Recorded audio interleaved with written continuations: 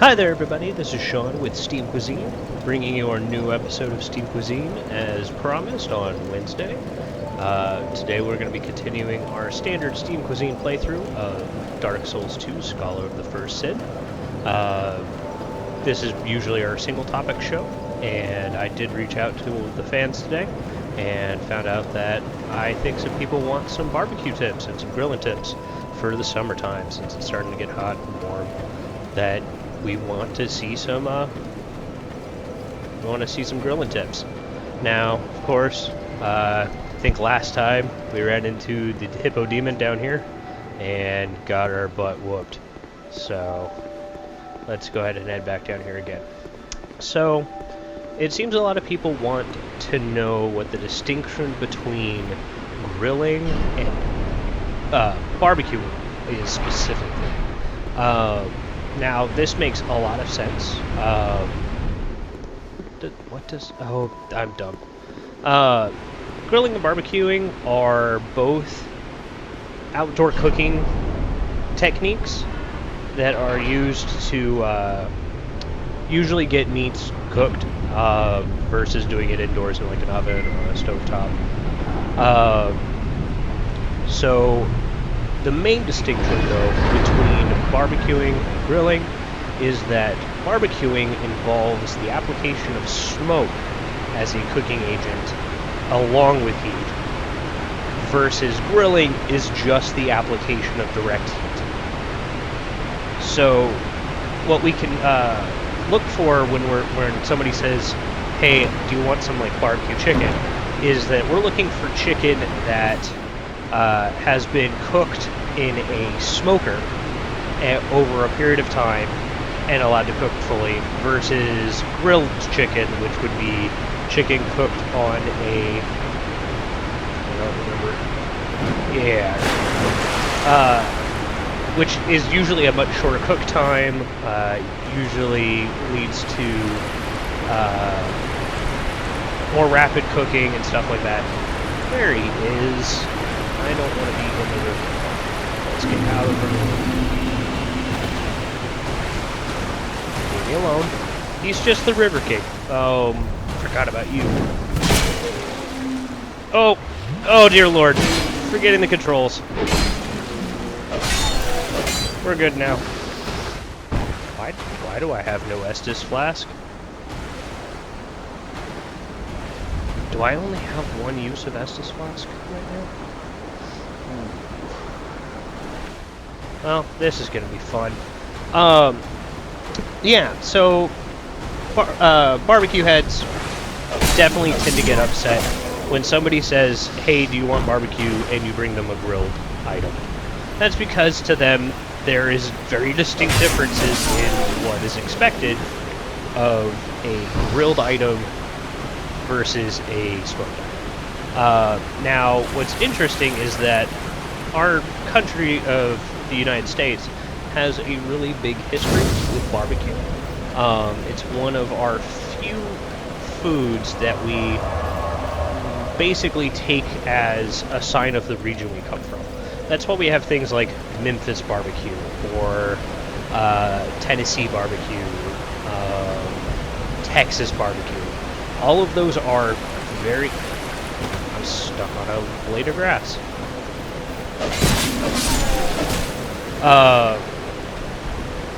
And each of those has their own distinct, like, versions of barbecue, but they all include smoking meats for some period of time.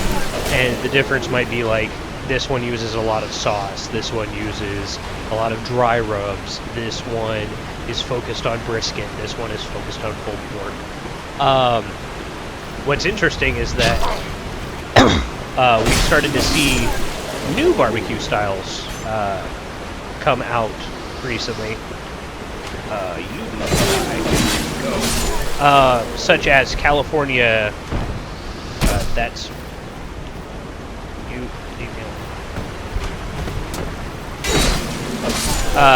Such as California tri-tip, which is technically a grilled item. It can be smoked. Oh, I am overcommitted hard.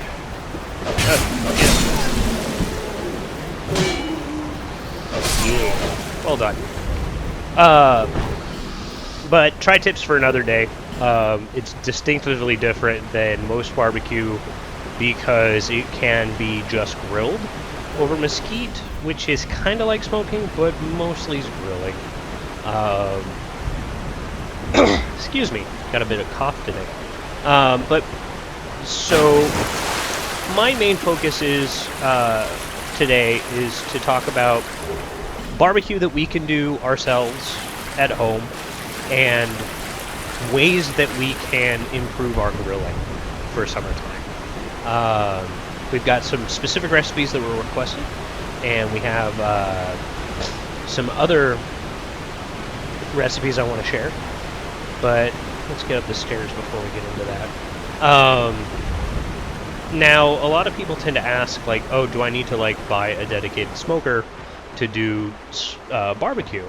And I believe that if you are dead set on doing barbecue often, that yes, you want to buy a smoker.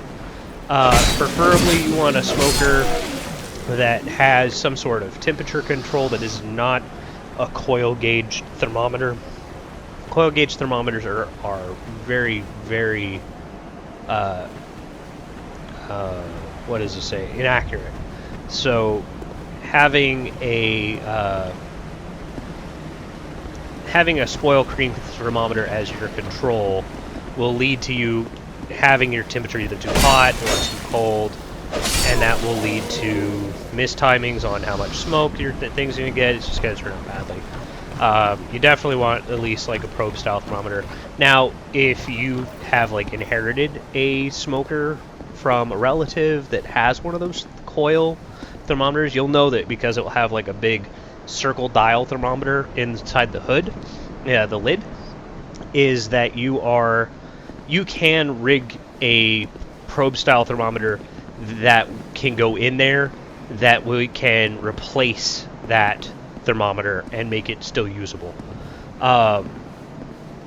Now, when it comes to setting up your smoker, I almost had it. Setting up your smoker, you're going to need to pick what kind of wood you're going to smoke. You're going to need to choose what kind of meat you're going to smoke. Okay, I can do this. Do not fall. Yeah. What kind of meat you're going to smoke. And you're going to also... Okay, so... What? Controls. No! No, this isn't wasted. Is it that button? Yeah. Sorry. That is my one sorry for this episode. Been told no more sorry. Okay, we got that. I don't want a dagger. I want this short sword. Wow. Really?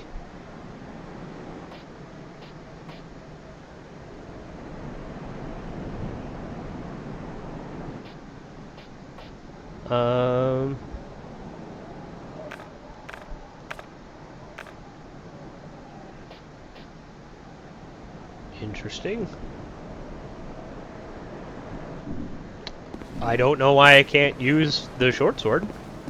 If anybody knows why, leave notes in the comments. Let's get back. Sweet. So what we need to pick is, like, as I said, the wood, the type of meat that we want to smoke, and we also need to pick our smoke delivery, which definitely can be tricky when you're a first-time smoker. Yeah, everybody saying, like, you need to quit smoking. But I love my smoked meats. Brisket is delicious. So to start with wood, what we're looking for is we need hardwoods. We don't want softwoods like pine or balsa, because those woods usually have a lot more resin and sap inside the wood structure, which when smoked leaves like basically acetone taste is the best way to describe it. Okay, let's see. Yeah, you come at me. So, and not only that, but like those softwoods can also be poisons. I will link in the doobly-doo below a list of woods that are okay to smoke.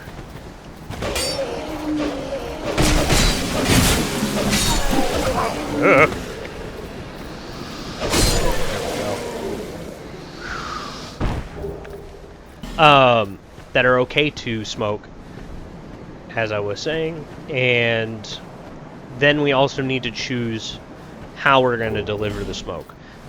If we are looking for a short smoke time, such as a single hour smoke for like fish, or anything that we're looking for a low amount of smoke, maybe you're doing a light touch of smoke when you're doing some grilling, which I will talk about later. You're okay using chips or even sawdust. Yeah, like what's really interesting is that Alton Brown brought up a great idea, which was that if you're doing like short, small-term,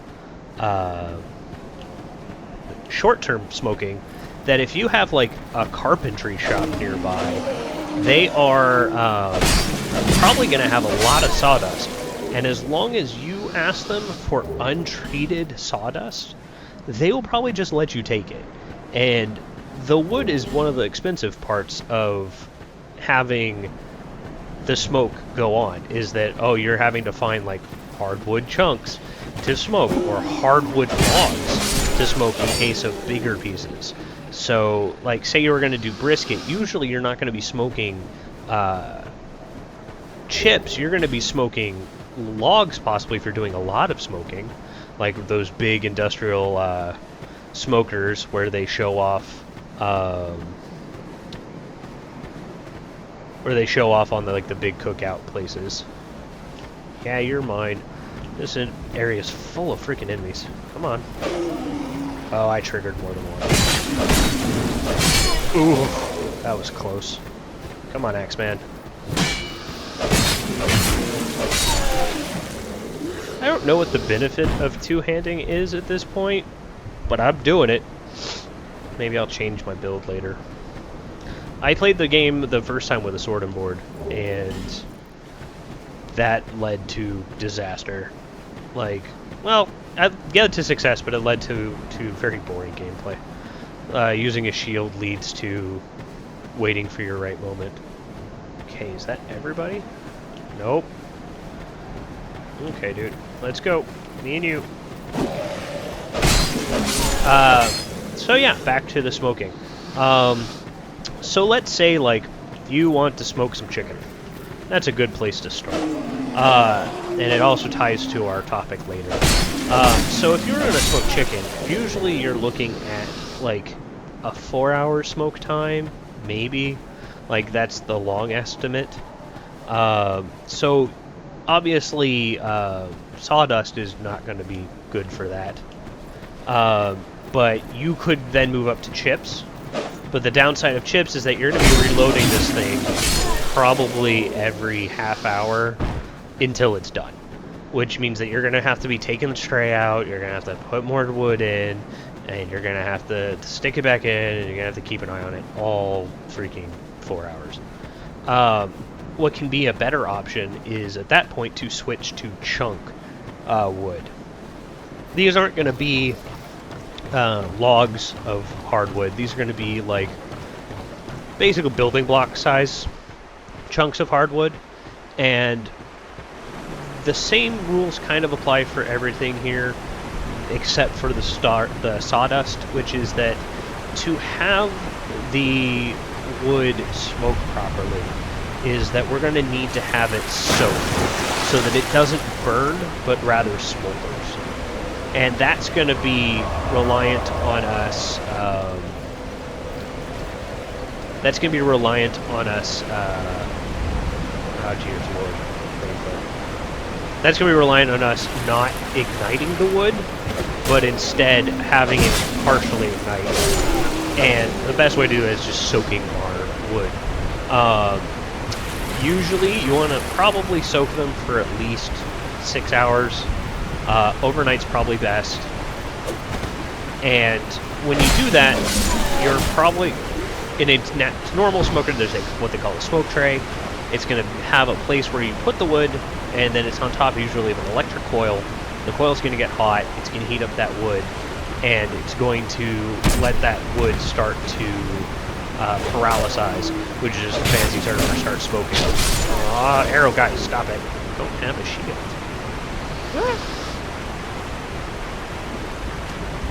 Okay. Do the sorting board.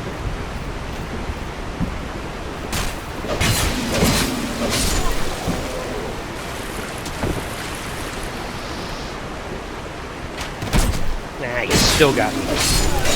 That's fine.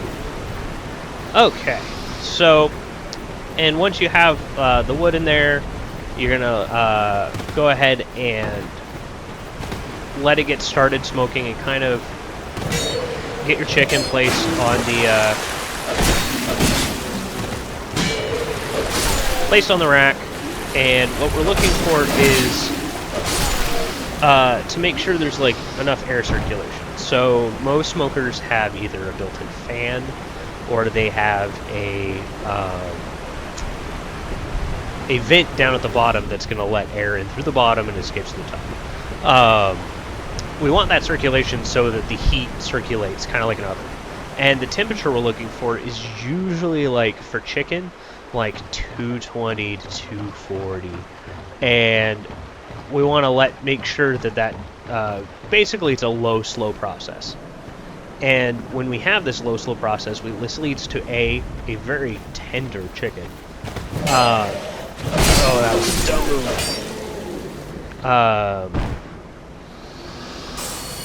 Let's eat some life gems. Very tender chicken, and the smoke gives like a subtle flavor. And when combined with a great rub or marinade, it can create these complex, wonderful flavors that can't be matched in any other chicken cooking format. I wish that it would let me target them when they were getting... Oh god.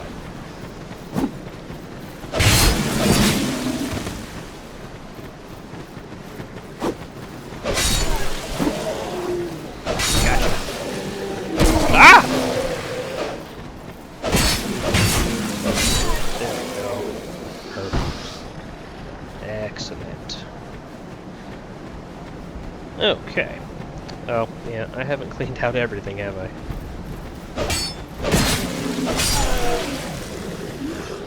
Probably should start with attacking. Yeah, that makes more sense. Got it. Okay. So, basically, during the 4 hours, you want to make sure you have a temperature on your chicken. You want to make sure that gets... Oh god, I forgot that you're up there with a firebomb.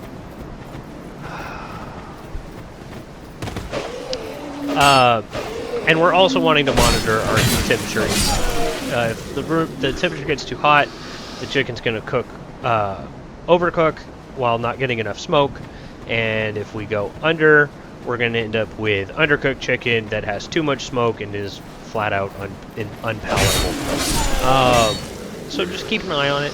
I prefer, like, applewood is great for this recipe, as is mesquite. Mesquite is delicious.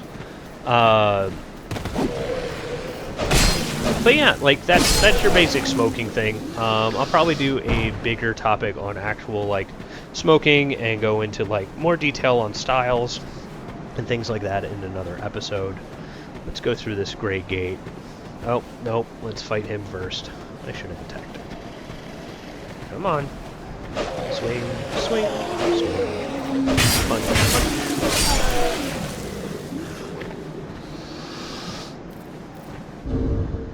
What if I just... remove? Does that make this better? Huh.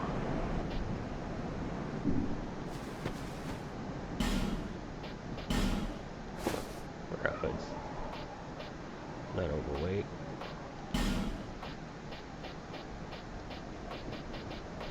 Huh. Yeah, it's interesting.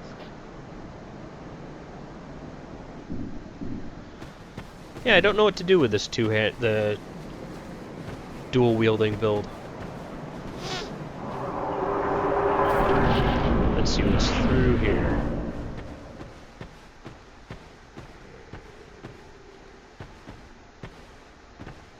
Be wary of right.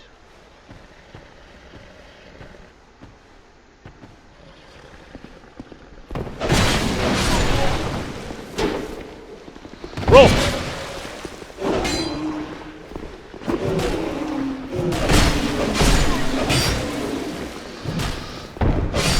Got it. Whew! That was a bit of a room. Ugh. Yeah, let's chomp down on that. Sweet. Okay.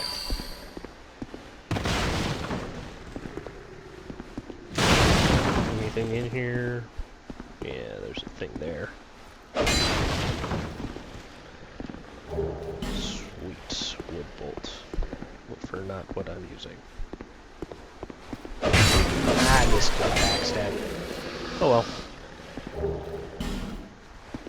well. But yeah, then, so we had somebody bring up the topic of how to grill chicken. And that's a big topic. So let's, oh, that's a different guy.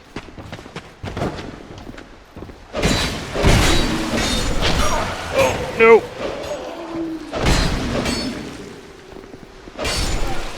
We're just breaking that sword against the wall. Ugh. Yeah, if you didn't notice, our sword gets more worn down when it hits walls. And I should probably be using different attacks for a different weapon. Yeah, try rear and thrust. Yeah, he's just presented there. So grilling chicken, this is the danger thing, I believe.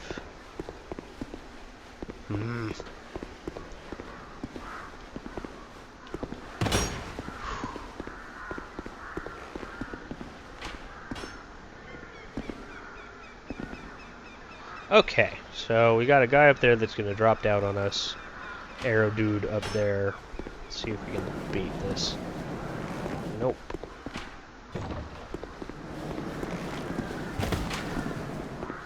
Nope. Okay, let's see.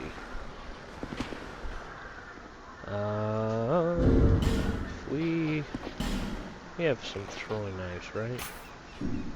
Yeah. I don't remember how to use these.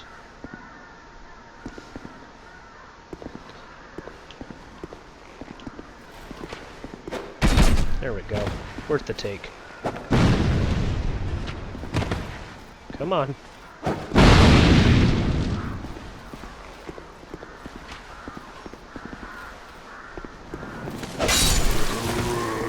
Yes. Success.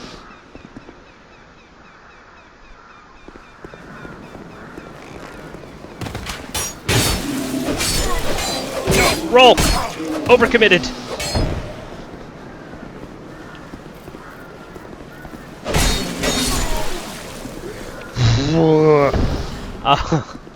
Tough to talk about chicken when fighting for your life. Oh, I don't remember where the next bonfire is. Plus, it's different in this game. So, with chicken, there are some big difficulties with grilling chicken.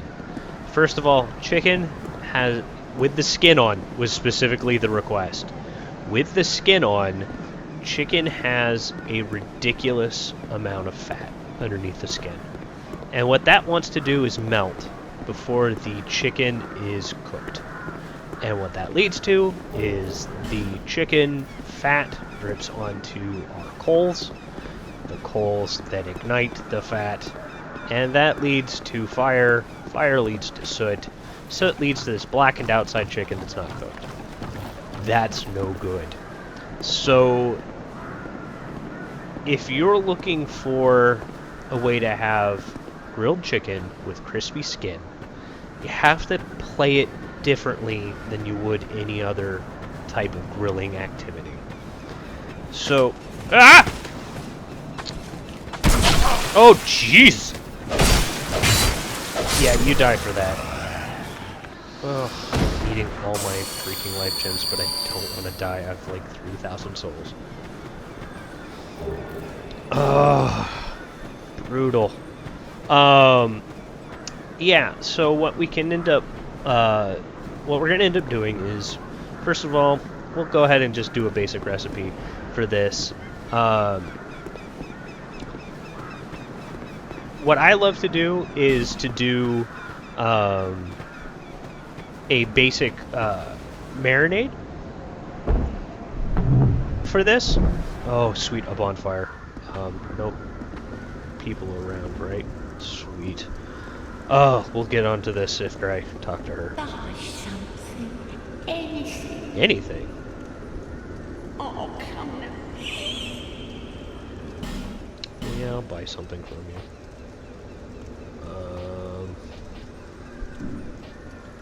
You have... Yeah, that's definitely worth it. That's the blacksmith key. We can definitely do well with that. And this has some spells, which I don't want. Decent armor set, which I don't want to spend on right now. And then, yeah, that. My name is... Oh, we get a string drang legs been up in the jars. Seem like the poor folk like myself and near... I swear I'll keep you in travel night. I do bear a burden. The burden of teaching people how to grill chicken. You life grow, but you know what they also say? It's high time of a bargain for you next time.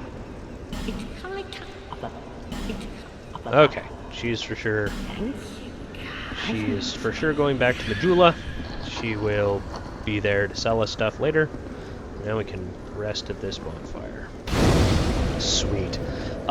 So yeah, a basic marinade that I like, that is quick, easy, and simple, is 1 bottle of Wishbone Italian dressing. It has everything I want in a marinade. It has acid, it has an oil, it's got seasonings, it's got the whole shebang. And I like to do particularly drumsticks and thighs. I tend to skip the breast meat because it cooks differently than the rest of the chicken. And that allows me to cut out the, hey, breast meat on chicken cooks 95% faster than the dark meat. How are you going to balance out where it goes and all of this jazz? And it allows me to just focus on easy-to-eat hand pieces of grilled chicken, which is what we're looking for in a barbecue. Nobody wants to sit down with a knife and fork and eat grilled chicken breast. If you have people that say, hey, I want to eat healthy, I want to have white meat, tell them to eat less chicken, and that I missed that. That was me being dumb. It's kind of dark in here. Yeah, like, unfortunately, like, for ease of thing, I'm the type of person that's like, hey, like, it's more expensive to get breast meat, it's all these other things. Maybe offer a salad on the side if we're really, I want to make, you're not a mimic. We want to make, maybe offer a side salad or something like that. That way you don't just offend your guest. I would just tell them, hey, dark meat's what I got. It's tastier anyway. It is far, far juicier than... Okay. Oh! Jesus! And I remember that from when I played this the first time! Ah! I remember that every freaking time. Probably nice to tell you guys, yeah, I'm a bit of a chicken. I get jump scared really easily. And I probably could have, But yeah, so we want to use dark meat, legs, thighs. And what we're going to do is put those in a large gallon container bag and pour in our bottle of wishbone. Usually I do at least 2 chickens worth minimum for this. More, I think I can go up to... I think I did 16 drumsticks and it was fine. Where there didn't need to be more dressing. Yeah, let's rest here. And let's go level up at Majula. So yeah, basically we're gonna put this in the bag, pour the dressing on, let it sit in the bag for at least 6 hours, preferably overnight. And what we're gonna do is that when we're ready to grill, we're going to first of all get our coals ready, and our coals. So that Stop. bearer of the less. Thank you. Yes. Oh, that's me being dumb, because I think I know where that is. We didn't explore Majula. I don't think we did. Yeah, so to get our coals ready, preferably you're going to need a grill. I can give an alternate cooking method for this later, but this one's going to be the grilling recipe. We're going to need the grill, and preferably, if you have not used this before, I suggest you take it up now. We're going to be using a chimney starter. I will put up a picture in the lower right corner of a chimney starter. This basically will allow us to get our coal started with no lighter fluid. That's what I was missing. Coal started easier. Basically, if you've never used a chimney starter before, you load all of your natural chunk charcoal. Don't buy briquettes. Briquettes burn out too quickly and usually have nasty additives that are found in gas tanks. Natural chunk charcoal. We're going to load our chimney all the way to the top. And what we're going to do is we're going to take a single piece of newspaper, go ahead and dribble some vegetable oil on it, and we're going to then crumble it up. Not super tight, just loosely crumpled. We're going to shove that underneath our chimney starter on a flat surface. And what we're going to do is light that paper, and that paper will then burn, and since we've added oil to it, the oil will burn before the paper does, giving you basically a wick. And that's going to ignite our charcoal. And give it like 15 minutes, and you should have some white hot charcoal. The white hot charcoal, we're then going to create what we call a indirect cooker. What we're wanting is for the coals to be on the outside of the grill bottom, but leaving an empty space in the middle. If you have issues with getting it spread properly naturally, you can make like a foil snake, basically. Like take like 3 layers of tinfoil, roll it up, make a circle, and that way it will prevent the coals from sliding into the middle. And you basically put your lit charcoal around the edge. What this allows us to do is we're going to be able to cook the outside of our chicken over the coals, and then when the outside starts to look too done, or gets the right doneness for us, we can then move it into the middle where it is cooler, put the lid on, and that's going to create an oven. And we're going to basically finish this chicken in an oven environment. Okay, so we got some souls to spend now. So we'll get back to our chicken in just a moment. What kind of thing do I want to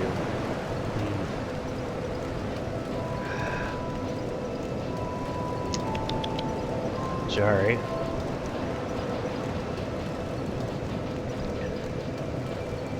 Yeah. Want to get our endurance up a bit. We're running out of stamina. Guess that's what we're doing. There we go. So we got leveled up a bit. Excellent. Like it. So back to our chicken. So now we have our coals arranged, and what we need to do is, while we're getting our coals started, is we need to take our chicken out of our marinade, and we need to lay it on a rack to kind of drip dry. we do not want this chicken to be going on the fire covered in this oil. I prefer that you actually rinse off the marinade. My father right now, if he's watching, hi Dad, you are yelling at me that rinsing off the marinade's not needed.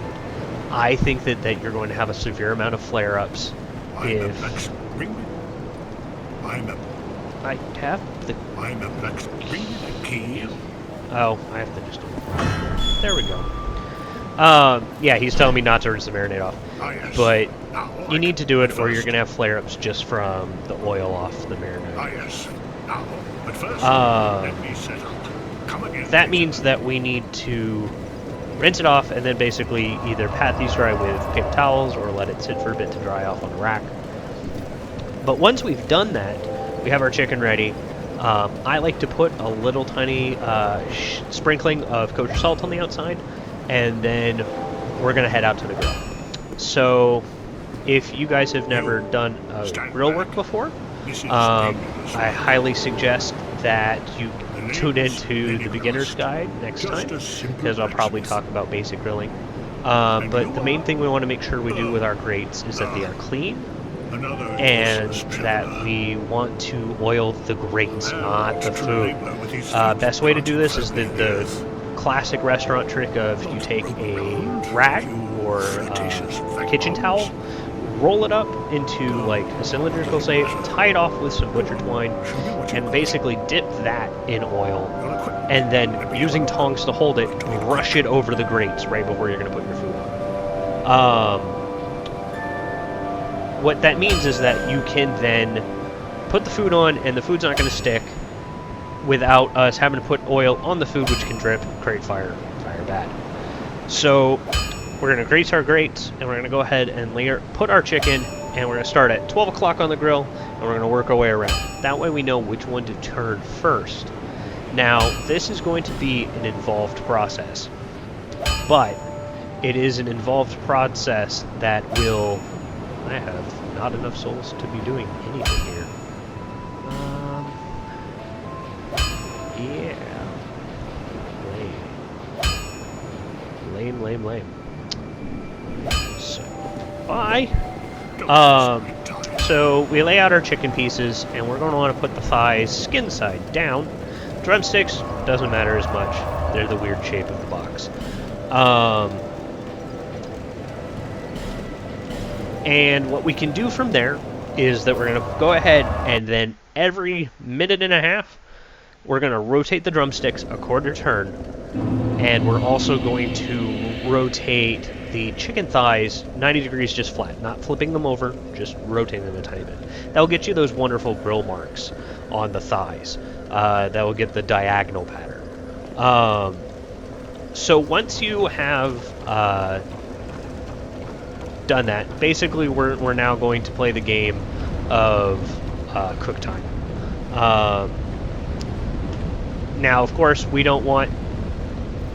Hey, you. Whoa!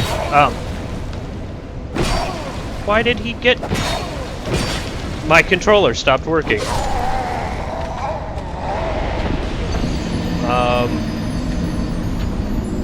That was bizarre. Did he, like, stun lock me? What? That was bizarre. Well, let's go get our souls back.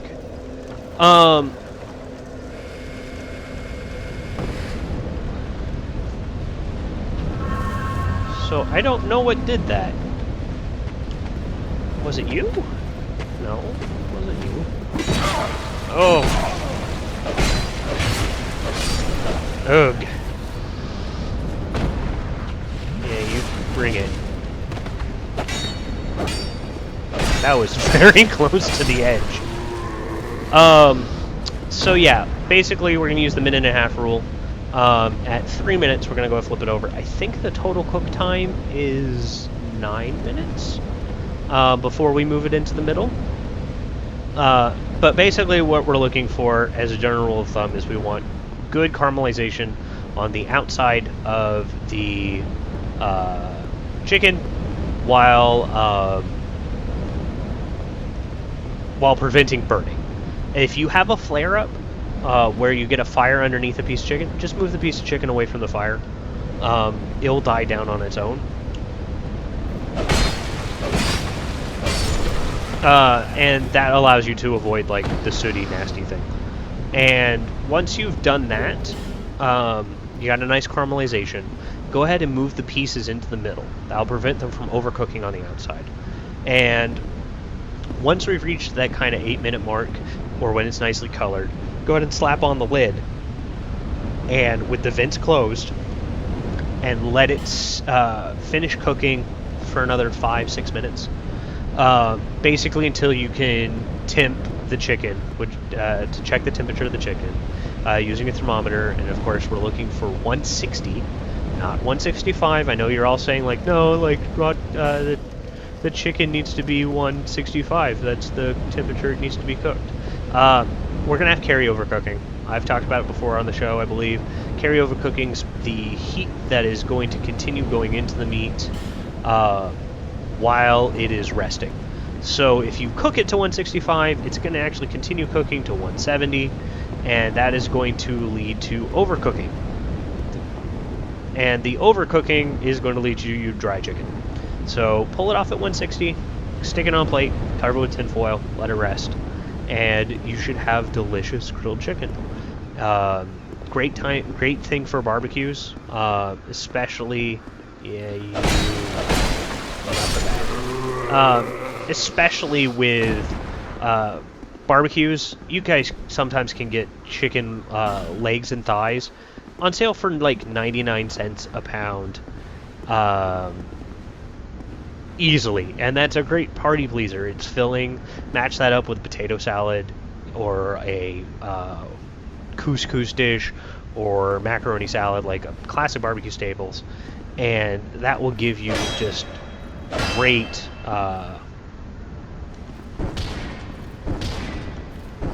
does this still work? Oh, that's right. I think you can light a torch there and it will open the door. Is there a torch over here? Yeah, I don't remember. Oh well. But yeah, like that leads to our grilled chicken. Now, of course, there are many more topics to be talked about.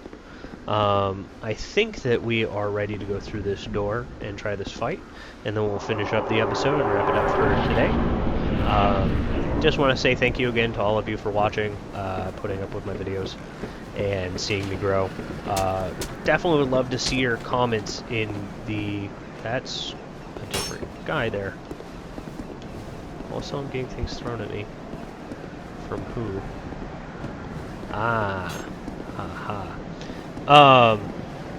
Yeah, like, I would love to see more comments. Tell me what you think. I'd love the feedback. The feedback allows me to make things better. It allows me to, if you don't like something, to change it. Or at least know what, how that works.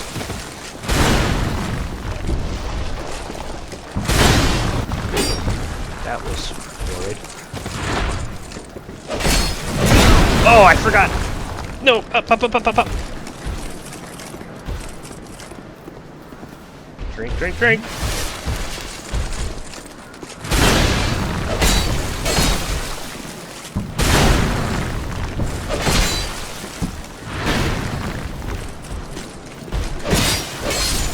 Yeah! Beat Turtle Man. Let's go ahead and... I need to get to the bonfire before I can save. I thought there was a boss after this door, but there isn't, so I'm going to go this way. Hopefully I'm not followed by anything. But yeah, like, I love seeing the comments and stuff. Please check me out. I just started the Steam Cuisine Twitter, so you can look me up at Steam_Cuisine on Twitter. You also can check out my page at Facebook.com/SteamCuisine. If you have anything that you want to write more long form than a tweet, feel free to email me at steamcuisinelive@gmail.com. Thank you so much for tuning in. Next week will probably be another beginner's guide and Ori and the Blind Forest, and you may see a bonus video midweek. So until next time, guys. Sean saying, talk to you later.